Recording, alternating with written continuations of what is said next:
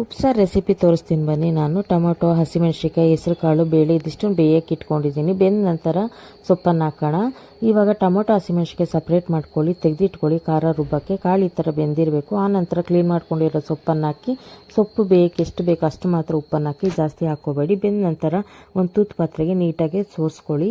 ಆನಂತರ ನಾವು ಇದಕ್ಕೆ ಖಾರ ರೆಡಿ ಮಾಡ್ಕೊಳ್ಳೋಣ. ಒಂದು ಸ್ಪೂನ್ ಜೀರಿಗೆ, ಬೇಯಿಸಿ ಇಟ್ಕೊಂಡಿರೋ ಹಸಿಮೆಣಸಿನ್ಕಾಯಿ, ಕಾಳು ಮೆಣಸು 1 ಸ್ಪೂನು, ಮತ್ತು 1 ಗಡ್ಡೆ ಬೆಳ್ಳುಳ್ಳಿ, ಕೊತ್ತಂಬರಿ ಸೊಪ್ಪು, ಕಲ್ಲುಪ್ಪನ್ನು ಬೆಳೆಸಿ ತುಂಬಾ ಟೇಸ್ಟ್ ಇರುತ್ತೆ, ಹೆಲ್ತ್ಗೂ ಒಳ್ಳೆಯದು.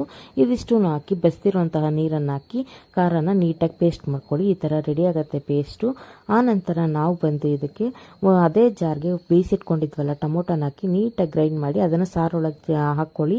ಅದಕ್ಕೆ ಸ್ವಲ್ಪ ರುಚಿಗೆ ಉಪ್ಪು ಹಾಕಿ ಇವಾಗ ಪಲ್ಯಕ್ಕೆ ಒಗ್ಗರಣೆ ಮಾಡ್ಕೊಳ್ಳೋಣ. ಸಾಸಿವೆ, ಈರುಳ್ಳಿ, ಒಣಮೆಣಸಿನ್ಕಾಯಿ, ಎಣ್ಣೆ ಇದಿಷ್ಟು ಹಾಕಿ ಒಗ್ಗರಣೆ ಮಾಡ್ಕೊಂಡು ಬೇಯಿಸಿಟ್ಕೊಂಡಿರೋ ಸೊಪ್ಪನ್ನು ಹಾಕಿ ಯಥೇಚ್ಛವಾಗಿ ಕಾಯಿ ತುರಿ ಹಾಕಿ ಬೊಂಬಾಟಾಗಿರೋ ಪಲ್ಯ ರೆಡಿ ಆಗುತ್ತೆ. ಇಷ್ಟೇ simple recipe. Thank you for